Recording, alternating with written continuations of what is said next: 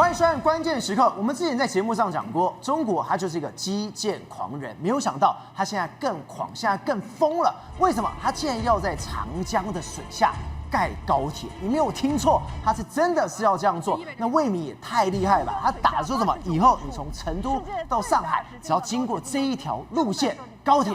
7个小时就能到达，而且我们听到的时候想说是异想天开吧，是天方夜谭吧？没有，他真的要在长江的水下去盖。你现在画面当中，他已经把模拟图都已经全部都出来，他真的要靠这个基建来翻身。但没有想到的是，这个消息出来之后，连中国自己的媒体都在唱衰这件事情。他说5000亿的长江水下开高铁，中国到底是在重演罗斯福的新政，还是日本的噩梦呢？之前我们就已经在节目上讲过，我们有介绍这本书叫做《中国模式的终点》。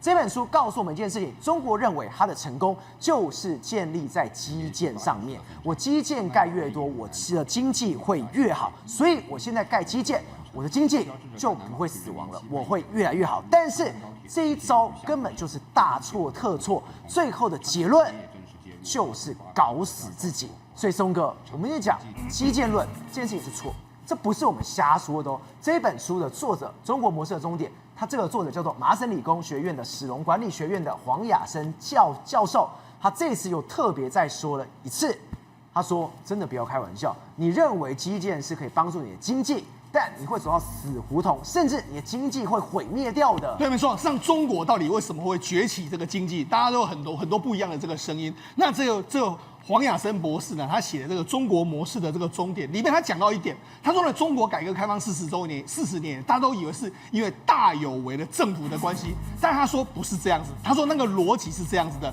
他说一个正确的这个组合是这样子的：政治收紧，然后却在经济跟这个知识层面对外开放。对，这才是一个中国能够这个改革开放成功的一个原因，就是政治缩紧，我还是维持共产党执政的这个状况，我要抓着，对我权力抓着，政治抓着，但是我对于知识和经济方面，譬如说经济，我让民间企业去发展，所以你看以前在胡温下面来说，你阿里巴巴野蛮生长啊，然后京东啊，一大堆商业崛起，就是。在这个部分我放松，然后包括在知识层面的时候，你赶快多去跟美国交流啊，跟国外念书。他是说我就是因为这样才到国外去念书的嘛。好，你因为这样，你可以获取国外的知识进来，学习国外的制度，学习国外的这个经验之后呢，让你的国家茁壮。然后因为你这个经济放松，所以民营企业很强。对，这个组合才是你过去强大的这个状况。可是照我问你，现在呢？现在对经济跟知识层面是怎样？我把它收紧了嘛，我政治缩紧之后，我经济跟这个所谓的知识我也缩紧。他现在不是一直在打压民企吗？对，国进民退，这就是一个在经济上面收缩。那你看阿里巴巴也被整，很多人都被整，对，这就是在经济上面收紧。另外在知识层面来说的话，你看现在大家可以去美国念书吗？留学生都要被人家查了。你回来念，你留学回来的人，人家还不要用你嘞。所以这等于是他这个两个收紧之后呢，就导致。因为会变成是这样，未来你就算是再多的这个支出，你认为支出会增加，会让你的经济好，其实并不会。他说并不是这样一个状况。好，那我讲他已经提出了这个警告，可是问题是中国会不会听？照好中国会不会听？不会听，中国绝对不会听。所以他会说，这种稳定变停滞之后，北京至今仍在用错误的药方治病。对，你没有发现你病了，你还用不同的药。对，好，用错的药。什么叫做错误的药？就是继续打基建。好，比如说你看今天在这个《经济日报》中国的官媒里面讲，因为什么？因为他们今年两会不是把经济成长率设为4到5吗？对，外界都说，哎呀，你中国今年经济不好啦。就又说什么？没有，中国经济没有失速啊。他说这是反映是什么？中国冲击论背后是西方对中国的这个忧虑。他渲染的中国冲击论的话，还是掩盖不了当前保护主义阻碍世界经济发展的事实。所以他从头到尾来说就没有认为说中国经济会失速。好，那为什么他们认为中国经济不会失速？因为中国要启动一个大基建。这个大基建是什么？你看，这是中国的网络这个报纸的报道。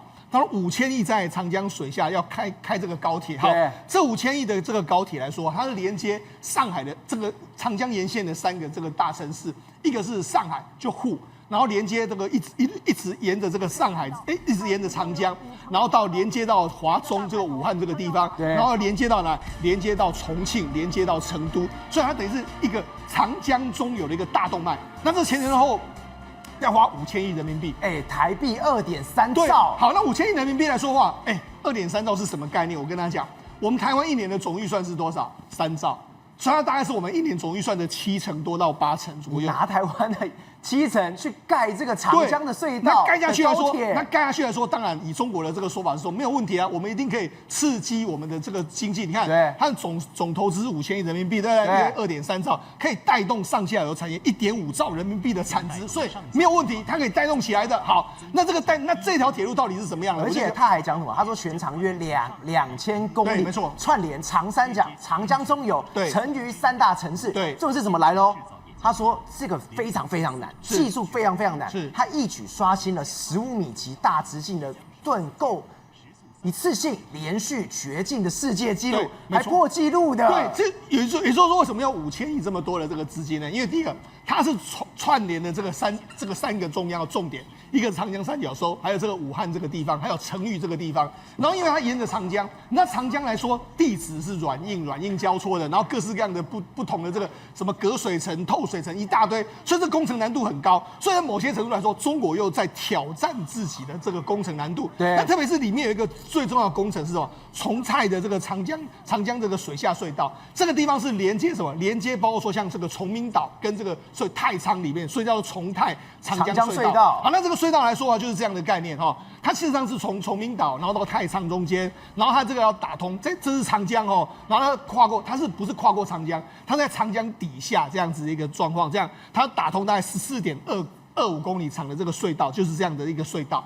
那这个隧道来说，因为什么？因为如果你是在这个下面的这个隧道这样的话，可以加速，就是你不用减速，等于是说，如建成的时候，崇明到这个上海的宝山站17分钟，对，然后再从上海到合肥来说，可以缩短30%，然后从这个上海到成都高铁呢，就在7个小时之内，这么快，所以等于大家说彻底打通长江的这个天堑。所以等于说，它这个是非常重要的一个工程。好，那这个重要工程，你要钻这个底下钻这个隧道，我们都知道说，其实你要用这个潜盾机。对，潜盾机来说，事实上最早的潜盾机最厉害是欧洲。可是到中国把这个欧洲的潜盾机拿来学之后，他们现在可以盖自己的潜盾机了。你看，这就是目前为止他们施工的这个现场。它从前面有个潜盾机在那边钻，它就一直不断的钻 drill 这样钻，把这个所谓土层这样一路的这个压过去。好，那你看。哇，这么大一个！对，没错，你看啊，旁边是人哦，他们还特别打造这个超大型的这个潜盾机，就是为了这个工程。你知道，事实上中国当然是这个盖好之后又可以秀一波，就说你看，这是我们世界的奇迹，这是我们中国的工艺。对，好，那要5000亿投资下去之后呢，大家想说，5000亿投资下去真的是可以刺激吗？因为刚才他们的说法是说5000亿可以带来1.5兆。对，如果真的是这样，那当然没有问题啊。问题是真的有可能吗？好，中国就有人提出了质疑。你看，这是中国网络上面讲的，他说5000亿在长江水下开高铁，中国在重演罗斯福的新政，还是日本的噩梦？对，他说了一个非常清楚，他说中国在做这件事是规模很大，所以直接决定了这个中国人接下来10年的这个命运。他说，你看。总投资超过这个5000亿，带动上下游产值1.5兆，大概是2025年中国一般总预算的2.3%，对，相当于贵州一省全年的这个 GDP。我就说贵州一省的 GDP， 台湾的2/3的总预算了，我就知道这个金额相当多哈。那你看，他就每天用这个数亿元的这个速度打入长江底部的盐城里面，那这个是凯恩斯主义。凯恩斯主义是什么意思呢？凯恩斯主义就是用政府扩大支出，用这样来刺激经济。他说呢，历史告诉我们，这种赌注赢过也是输过。好，所以他讲了2个例子，一个例子是罗斯福。对，因为罗斯福他刚接政的时候遇到美国的经济大萧条，他当时呢要刺激经济，那他做的方法是什么？他就说开始基础建设。他做了非常多基础建设，然后基础建设就产生就业，然后就业就转成消费，然后消费就拉动更多的生产，那这条链就转起来，钱就开始增加，对不对？然后他做的那些基础建设是做什么呢？他用电网，他当时做了电网，对，然后用了水坝，然后还包括说又做了公路。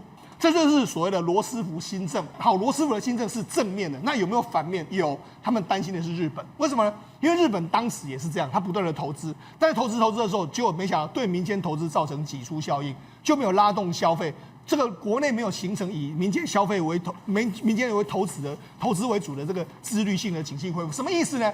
就它最后就只有政府在投资，对，政府一直投资的时候，民间都不投资。为什么民间不投资呢？我会输啊，你比较便宜呀、对，因为什么？因为你盖的东西不见得是人民需要的东西嘛。然后政府的扩大支出没有拉动人民的这个消费，所以政府越花钱，老百姓越存越多钱。所以最后来说的话，与其现在消费，不如留着用。这是日本当时出现的这个状况。好，那他就说，现在的中国呢，跟以前的日本非常像。他说，今天的中国的消费者面临是一个跟日本90年代高度相似的心理结构，房子在缩水，中国房地产在跌，对不对？然后收入不稳定，未来的医疗、养老支出、教育支出难以预期，所以能够存就存，不花就不花。一条这个高铁会让武汉和成都的人流更快，但不会让这些人多掏钱嘛？对，所以就是这样。对我顶多是做一次，但是我会因为这样多花钱吗？不会嘛？对。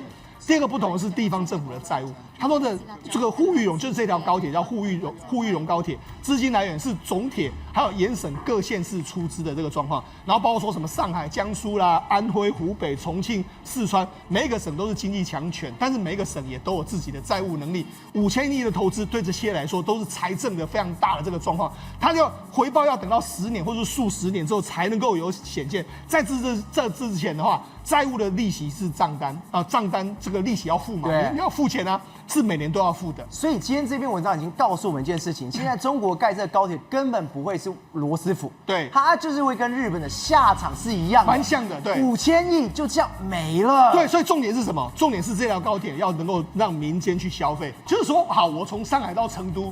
7小时跟9小时，对我来讲差异大不大？不大，不大，但是我还省的比较多嘞。但是我要花了5000亿下去，你真的能够有这个消费能力，真的有这个所谓效益吗？好，那因为国际媒体有个报道，他就说中国的中产阶级默默的存钱，因为会令全球经济失速。因为什么？因为他们害怕，他们中国的这个储蓄率已经来到了这个约莫 GDP 的118%，也就是说他们都把赚的钱都存到这个银行里面去。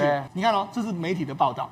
中国高铁总长4.5万公里，全世界第一，它94%都是赔钱啊。对，那你知道，事实上我们就跟他讲，因为中国的高铁就是国铁公司，那国铁公司来说，我们跟他说一下，它去年前3季来说的话，它的营收是9000多亿人民币，对，那同比就是年成长是1.28%，但是获利是112亿，然后减少了9.43%，对，所以什么意思呢？我营收增加，但是我获利减少啊，我就是没有赚钱啊。主要原因是为什么呢？你知道吗？因为它的负债太高。我刚才不是就说吗？你要先盖铁路的话，你要先钱啊。对，钱怎么盖？就是用这个先负债嘛。所以你看，它总负债是6.27兆人民币，6.27兆人民币哦。我跟大家稍微算一下，我们简单用这个1%多的这个利息去算，你知道它一年光是利息要付多少钱吗？要付好几千亿人民币。好几千亿人民币，他一年赚多少钱？赚100多亿。所以他再下去的话，如果人流上不来，他会一直慢慢会亏损的，持续扩大。不就到最后不就垮了吗？对，所以它难以为继嘛，就是变成这样嘛。所以我们可以看到说，这个中国不是很多这个高铁站，什么九郎山，不是说盖了5年然后就没了，就是因为这样，我盖了之后就没用到就好，就不要盖了。所以中国有非常多类似这样的高铁站，我们其实在节目上也讲过非常多。好，那这个高铁站，这是高铁站哦，它根本就跟烂尾楼一样了吧？盖的没人用啊。那除了这个，你要说只有在盖高铁，没有，他们现在还有很多重要建设。你看，比如说汉贵乡的这个大桥啊，大通道，他们就要做个运河。你看这个运河要做这么大的一个运河，哈，然后还有什么东数西算。东西方就是把西方的数据呢，对，拿东方的数据拿到西方去算，然后你看有什么国家超级中心的这个状况哈，这是运河的这个开采。然后另外还要做什么？你看还有琼州海峡的跨海的一个通道，这要连接什么海南岛跟这个湛州这个地方哈。另外还有什么？而且你刚刚看到这个要花到300亿人民币，对，300，又是钱，这每一个都是我们刚讲的这个所谓运河是3200亿，对，然后这个跨海大桥是3000亿，然后这个所谓东数西算要4000亿，然后这个能源互联网来说的话，它要投资，约莫是每年要投资非常多的钱，大概是5年要投资4兆人民币，所以它怎么投资这么多钱？都是在做大基建。那你说做这些大基建，如果真的能够带动经济，那当然没话说。可是问题是，你说真的会让民众呢就多用一点这个所谓算力吗？我觉得看起来是不会，所以我才说这些看起来的话，可能会变成是拖累中国未来经济成长一个非常重要的大的这个负担的一个情形。而且现在最可怕的是什么？大家都以为在这个伊朗的战事里面，中国可以趁机让自己去做一点什么事情。对，但是什么？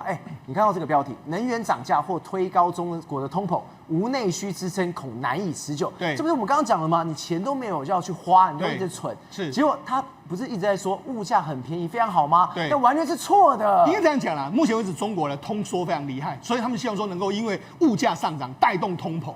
但带动通膨来说的话，就会让经济整个好转。因为为什么？为什么通膨比较好？你知道吗？因为通膨之后，人家会预期说价格会上升，那我就先消费。但是对中国来说会这样吗？不会，因为他会预期说，反正厂商会内卷，内卷之后价格会下降，所以他们不消费。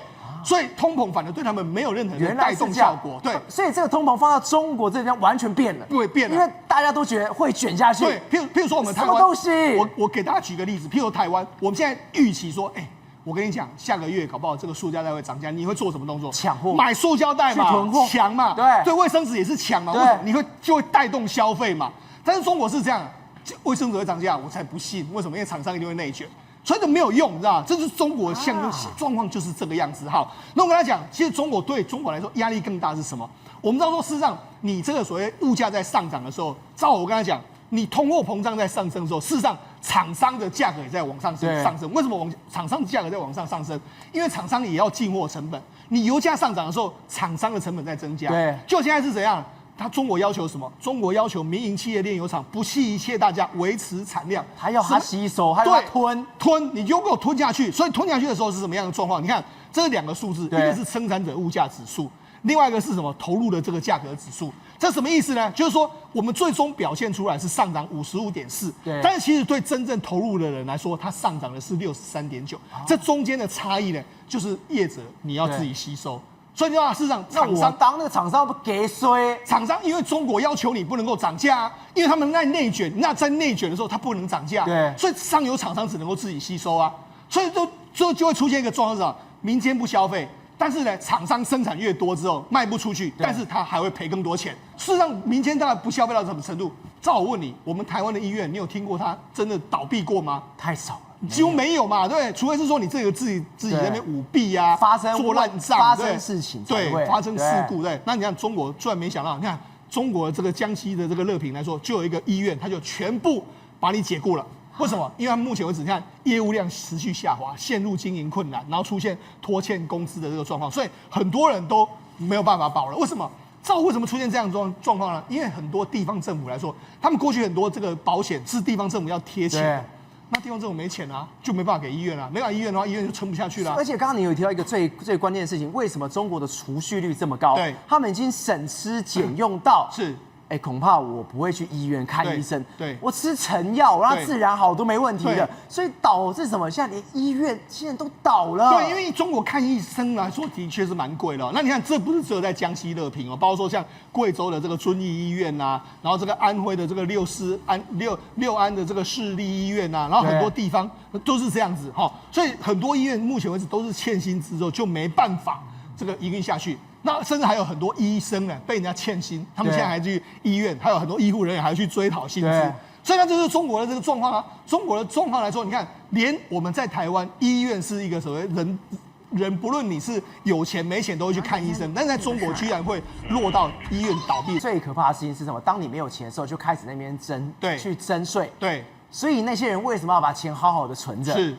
你有一天要来侵蚀我，要吃死我的时候，我还能活下去的。所以才说这变成一个恶性循环。你这个恶性循环没办法打开，变成是个正向循环的时候，这种循环会一直下去。所以才说中国的这个苦日子，经济的苦日子，恐怕还要再维持一段时间。滚哥，我们刚刚讲到什么？基建狂魔会造成中国那种毁灭性的经济的伤害。结果你说中国一定要继续干下去，为什么？因为它跟美国来拼。这个美国来拼是要拼什么？是一个钢铁大战，甚至是一个货币人民币对上美元的大战。拿5000亿盖水上高铁，你以为这是基建狂魔大战吗？其实不是。这是钢铁帝国新旧钢铁帝国大战，也是人民币对上美元的货币大战。因为5000亿基建是为了让钢材用更多，然后用来推动人民币国际化。但是你以为现在的基建狂魔拿5000亿盖水上高铁是中国是最大的吗？其实不是，川普才是基建狂魔，地表上的最大基建狂魔。你知道吗？光4大云端服务商就是 Google， 他们今年光资本支出就是6700亿美金，是高铁的10倍。然后黄仁勋说什么？黄仁勋讲得非常清楚哦。AI 的资料中心是人类史上规模最大的基础建设工程，已经投了数千亿美金，再来还要好几兆美金要投入。高铁公司，资料中心不是只是放几台电脑，你要不要铺管路，要不要盖厂房，都要盖，还要盖发电厂，所以这是几兆，甚至是上百兆台币的投资，所以美国才是基建狂魔，地表上盖最多东西也是美国，消耗最多钢材的未来也是美国。那美国现在在做什么？当然是美国是铁锈带，可是它要成为新钢铁帝国，第一招是什么？川普开始今天又说扩大钢铁的关税，全面只要钢铁、钢铝的都要再抽20%，又有关税了。对，本来是全钢铁做了已经扣50%了，所以美国钢税会越来越高。你以为川普是在收过路费吗？其实不是，他不是只收关税而已，而是逼着什么？所有人都会投资美国。你知道几兆美金的投资要投资，再来会带动什么？会有一大堆钢铁的需求、石化的需求都会增加吗？基础建设这么多，所以台湾的钢管大王天生工业就决定成为第一个吃螃蟹的人。以前我们都想说铁锈州啊那么贵，工会用呢，谁敢去美国投资啊？但是你就勇敢去就可以赚到他大钱。为什么？他看到什么？第一个，他砸了13亿，是他20年存下了钱。砸3亿去德州跟他拼了。德州第一个有油田，再来是算力中心。现在美国钢管都是50%要靠进口的，所以美国远远不够。加上算力中心会有个东西叫新型建筑型钢管，算力中心是会有用很多钢铁的，所以这个会让整个需求会大量起来。现在美国光开始而已，已经增加20%的需求，所以他现在赶快跑到美国投资。重点是美中角力。大家要求是什么？一定要在美国生产。如果没有在美国生产，我不要。课的是100%的关税。AI 资料中心使用的钢管是100%的关税。还有一个很重要的重点是，世界最强的钢铁公司之一，日本的新日铁收购，人家是拿150亿美金收购了美国钢铁公司。他真的开始动作了，已经买下最新的设备，投入生产。所以天生钢铁老板怎么说？当地的钢铁品质会越来越好，虽然比台湾还要贵，但是在美国就地生产，美国钢铁会越来越有竞争力。所以你意思说，如果今天是在其他的地方再运到美国，关税保了，我们的天生公司第一个跑去砸了13亿元，未来在这个地方等于是什么？不用关税了。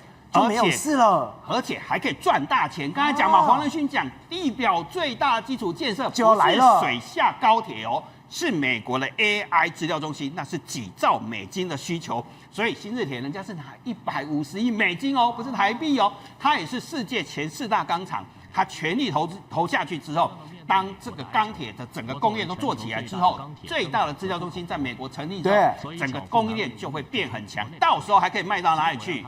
卖到中东去吗？所以新钢铁帝国，美国会冉冉升起。当然现在还是起步还是铁锈带。可是川普整个局已经布下了基建狂魔，带动的是新钢铁帝国。那习近平是旧钢铁帝国，他现在干嘛？他玩了一招非常狠的，是在逼全世界接受钢铁人民币。好，他在2022年的时候，在雄安新区，就是那个鬼城，成立一个叫做中国矿产资源集团。他是怎么做？你知道吗？把所有中国要买金银铜铁的各种金属的矿物的组合成这家公司，由这家公司统一采购。结果真正的目的是什么？你知道吗？这是澳洲科技大学的学者叫做张玛丽拉说的。这家公司不仅是一个经济工具不是统一采购它是一个地缘政治的蓝图。它搞什么？你知道吗？以后中国买矿物用人民币计价。学的跟石油一样，所以他现在的石油基本是用美元，他现在杀出一个是你用什么的矿石或其他的都用人民币，我人民币的流通性强之后，我又变成世界的货币了。所以水下盖高铁是不是带动很多钢铁，对不对？那中国钢铁产业是不是世界最强的？现在他就想到一招，我把整个中国矿产公司全部组合起来，经营铜铁，我全部要求什么？人民币计价。所以从去年底开始，每年的铁矿石谈判都是从年底开始谈的。对，他就对上澳洲，他就开始挑剔澳洲说，你的矿石啊，我要降价啊，你矿石有问题啊。最后露出他的杀手锏是什么？他10月份的时候跟澳洲说，停止美元结算。我要用人民币来结算，作为谈判筹码，等于中国现在全球产能，粗钢产能是11吨，全球1半的钢铁是中国生产的，钢铁帝国没有问题，因为美国人变铁锈带了嘛，占了全球1半以上。澳洲80%的铁矿石是卖给中国，1000多亿美金，他说改成人民币计价。澳洲现在苦啊，苦了怎么办？我不卖，1000多亿没了，我卖了会有报多少人民币？我买什么？我根本没有用啊！所以双方现在陷入僵局。可是这就是习近平的野鸡，建立钢铁帝国，大量的基建狂魔钢铁帝国，最后是逼什么？澳洲接受人民币国际化。这个方法出来之后，他一失败，大家会全倒的。不止他失败，他把我们也整惨了，因为他钢铁是倾销，是赔钱的。我们的中钢现在多惨，你知道吗？中钢本来是送雨伞，那个雨伞非常好用，用不坏的雨伞，现在赔钱赔到什么？47年来首度亏损，2025年的获利大幅缩减，只好从送雨伞变送50元便利商店的礼物卡。这是谁干的？中国干的。中国现在低价倾销到什么地步？全球8大钢厂有6家全部赔钱，所以中钢不是不争气哦，是6大全部都赔钱，只有2家没赔钱。你知道哪2家吗？阿塞洛米塔尔，人家欧洲公司，总公司在卢森堡，所以那么远打不到。第2家公司你猜得出来，就是新日铁，因为它在美国，所以打不到。还有它钢铁很好，其他6家全部都赔钱。更重要的是，中国的钢铁公司前8个月已经亏700亿人民币了。那这代表什么？高铁亏钱，钢铁厂亏钱，员工会不会有钱？不会有钱嘛，因为你公司都亏钱，薪水领50块的便利卡，你大家都赔钱，你怎么有钱消费？所以胜负已经知道了，人民币跟美元谁会赢？当然是美元会赢，因为美元让人人发大财，人民币让大家口袋都没钱。或者现在中国遇到一个非常悲哀的事情，我们都知道留学会变什么？回来就变精英了，海外精英回来，就没想到现在这些留学生从国外回来到中国，他们怎么称作自己？他说海归变海废。是啊，我们都知道啊，以前都叫海归。因为我在英国念书的时候，也有中国的同学，他们都叫海归派。海归派，你可以去到英国念书，某种程度上你的家庭的收入一定很好的，也是还不错的，所以他们都叫做海归派嘛。曾几何时，现在海归这个不要说变成乌龟的龟啊，都变海废了，已经快变废物了。怎么会这么惨啊？光是收入差非常多。你现在看到有一个漂亮这么漂亮的女生，她是河南00后的啊，大概20几岁。她呢之前就是在英国留学，就回来之后竟然去做，你看她是做什么工作？扫墓人，扫墓职场，帮别人扫墓的，帮代理扫墓，拿着鲜花素果，然后一鞠躬啊，还要插那个墓碑。她说，因为现在是旺季，因为清明时节嘛，你看把这一些素果都放上去啊，她一天要扫10个场子，扫10个墓，她光鞠躬要鞠大概100多次。你是留学生然后你就心想说，怎么会做到这个地步呢？他是在国外学音乐的。对，我这学音乐，那你怎么会回来？我想说，你如果跟殡葬是有关的音乐，那也就算了。对，你是去扫墓的，帮忙扫墓的。是因为真的没有办法找不到很好的工作，所以呢，这里还不错，怎么样还不错呢？月薪4000元。其实想说，月薪4000元不是也才台币不到2万吗？你要知道，他去英国念书的话，他一年啊至少要花到30万人民币啊，怎么会现在变成是你30万人民币都花，你回来赚月薪4000块？对，那根本合。现在海归精英回来之后，变成去送外卖，到美团去送外卖。真的假的？心想说，如果你要送外卖，你看高中毕业、国中毕业，你就可以送外卖吧？有必要去英国念个书再回来送外卖吗？问题是，他去念了之后，他怎么知道他回来会找不到工作？然后呢，他事实上他也载浮载沉了一段时间，但没有办法，真的找不到工作，他就送外卖。我今天看到一个最离谱的是这个，他说14岁就是他哦。他说他14岁去英国去留学，他是曼彻斯特金融数学专业毕业，他在干嘛？他现在在陕西送外卖，而且你知道吗？他还把自己过去这个毕业的画面，他说10年前、10年后，我想说，这真的是中国的现况吗？是我跟你讲啊，曼彻斯特在英国其实也是不错的学校，所以怎么会曼彻斯特的高材生现在变成是一样是送外卖？对，所以你知道两相比较之下，你心想说这是开玩笑吧，并没有开玩笑，而且他告诉你哦，我毕业的时候呢，我的成绩是 AA 哦，那但是现在变成是怎么样？你是 AA，再怎么样都没有用，为什么？因为你现在的外卖收入多少？12.7。我不知道这12.7是12.7元吗？那也太难过了吧！它的利润是多少？0.02元。对，你知道为什么它利润只有0.02元？因为你看有没有骑着外卖送一送，哎呀好热，哎呀好累哦，哎呀那我坐计程车啊，你说对啊，你说这个画面是他竟然我们都知道外卖生活会非常惨，结果你看到这一张照片，这张照片他竟然最后选择搭计程车回家，是送完外卖太累了，也难怪你最后只能算0.02元，你要扣你的车费，有的没的，你就觉得很荒谬嘛。另外一个更厉害了，怎么样厉害呢？一样也是海归派，结果呢搬家，你看，你知道他都 speaking English 呢，什么 173 out of the 1000，什么啊，搞什么啊？搬个家唠英文起来了，而且他英文口音是好听的，是好听的。然后呢，他当然好听啊。他说啊，我在英国求学也一段时间啊。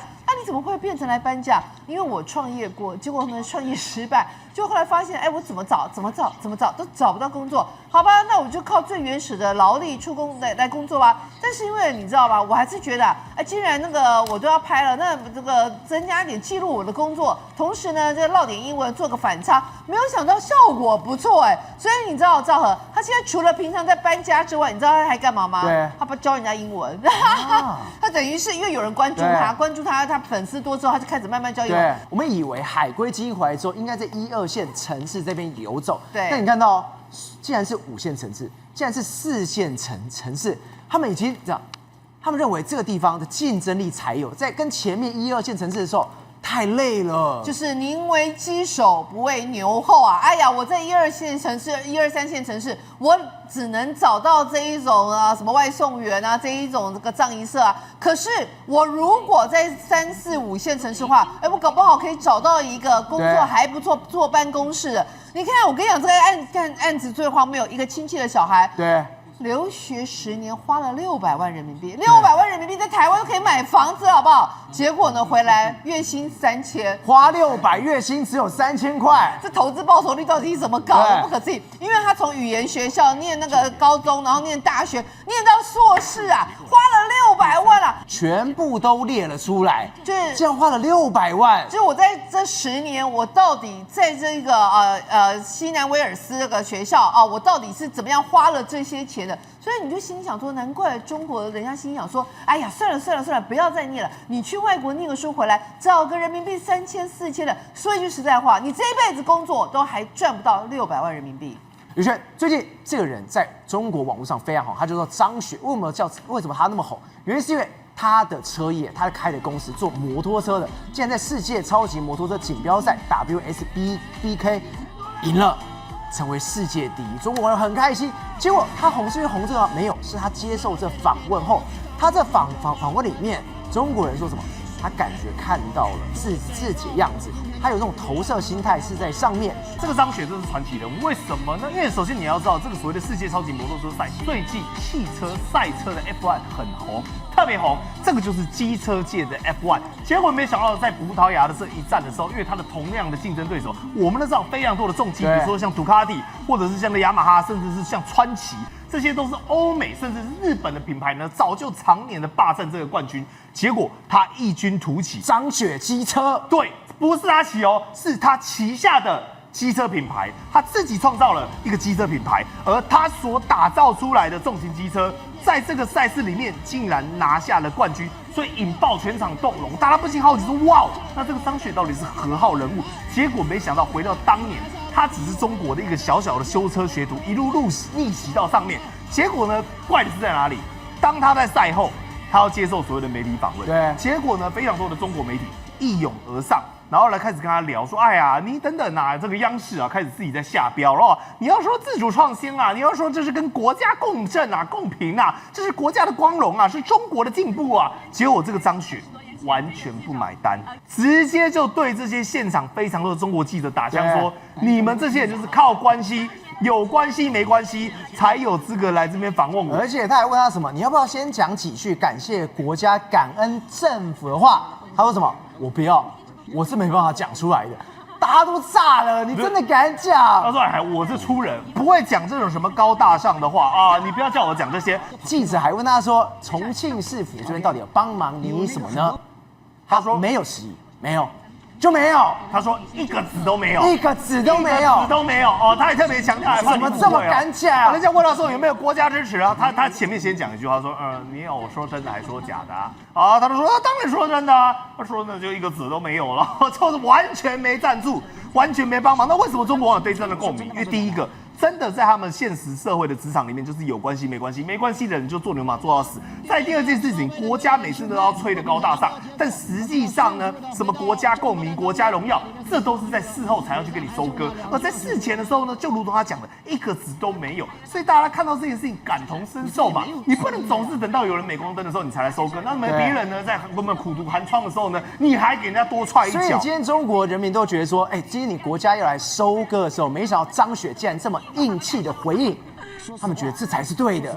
你不要每次什么时候没有来过来帮忙我，只有我成功的时候才过来蹭我。因为呢，当时张雪我们讲他回到他年轻的时候，其实他年轻的时候是一个帅哥，他去追记者。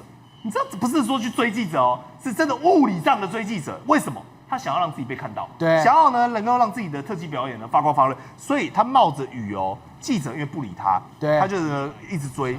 一直追，而且是什么？原本他是跟大家讲说，我的骑车技术非常好，就去拍完之后没有，结果人家是要走了，他真的就像画面中的，我持续在后面追了100多公里的。对，因为第一时间他谎报，他就跟他讲说我是特技高手嘛。电视台来拍的时候就觉得，你这个才是什么哪是什么高手？结果没想到他就这样追了100多公里，追了3个小时，说拜托你让我再重拍一次，拜托你让我再重拍一次。就后来呢，电视台真的被他感动呢，节目播出之后呢，他就真的受到关注之后呢，进入到车队接受培训。但是呢，他命运乖舛，为什么？因为他后来发现说自己呢，真的是没有那个能耐来去做赛车。比如说我们看现场这个画面啊，这就是我们刚才赵和讲的。当时他为了要争取一个镜头，你就看他人在这边，就车子整个都翻倒在这边，然后呢一直失败，从头到尾失败，所以记者才会走。所以他最后面他其实没有走车手这条路，他开始干嘛呢？他做偶去不做车手，我坐车，对他开始坐车，所以他开始呢先是第一家，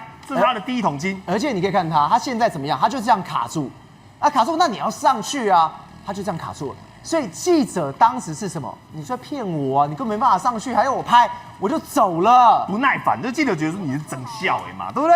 所以后来他开始坐车之后呢，他一开始先坐这种我们这样的拼装车，也就是那种大量量产的车。他是跟伙伴因为他已经存到一点钱，在2017年的时候已经过了很久喽，来创办一个叫做凯越机车。结果没想到这个凯越机车一卖之后大卖，为什么呢？因为大家觉得太好骑了。所以太好骑之后呢，他的同伙就跟他讲说，我们就继续做这种组装车就好了，你不要搞那些什么赛车梦，不要搞那什么重型机车，我们就买零件把它装起来卖，这样不是很好吗？他说我不要，我坚持要干嘛？我要自己的机车。所以他创立了在2024年的时候张雪机车。当他准备开始打造自己的机车的时候呢，也就是他从引擎自己做，包括他整个规格、他的骨架、他所有的东西都要自己做。那个时候呢，业界完全没人看好，就你知道吗？当这个浙江国汽投资它之后，没想到它的市值原本9000万，后来投资之后呢，大发利市，瞬间呢暴涨到将近快要11亿元。对，所以你知道吗？那个时候等于说它是相中了这个金鸡母，一飞冲天。而与此同时，包括宏昌科技，对，以及包括宏全科技，对，这2家虹吸人的科技呢，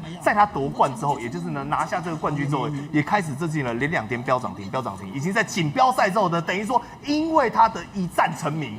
而因此而呢，在我们讲当时慧眼识英雄，因为那时候没有人。所以浙江国资加上这2间只是间接持股过来蹭到之后什么，他真的让他蹭到股价直接喷高的。对，而且还连2天然后你看所以他受访的时候，我们再回归到为什么他会这样讲，他说没有一个字都没有，因为重庆两江新区这个地方虽然是机车重镇，但是当时政府真的完全没有人愿意去支持他做这种呢投资看不到回报率的事情，所以你知道吗？我看到中国官方有一个报道，我就觉得很可笑。你知道这报道写什么？报道说，哎呀，虽然说没有投资它，但是呢，其实也代表说中国的环境啊真的非常好，对，代表说呢当地呢有完整的这种机车供应链，所以呢，我们讲张雪啊才有成功的机会，还是要把功劳往自己身上拉，连这样都有话讲，还想蹭，还想偷，还想拿，所以对他来讲哦，他就说，我跟你讲，我这个人。我绝对不会说谎，就你现在看到这段访问，他说我如果说谎哦，或者这种造假的话，我自己呢都会去看不起我自己。所以你想想看，中国对于为什么现在大家如此的关注这个人，因为成功的几率真的太低。但张雪是这个低几率里面少数唯一一个成功，甚至他从小到大完整的经历，包括了刻苦，以及面对这个结构，面对这个中国现行的所谓的有关系没关系的组织文化，硬是把它突破，所以才会再显得难能可贵。宏观取材，厘清真相，犀利精准，深入剖析，时刻掌握关键新闻时事，不漏接。老时段，新气象，我是钟浩和，关键时刻2.0全新出击。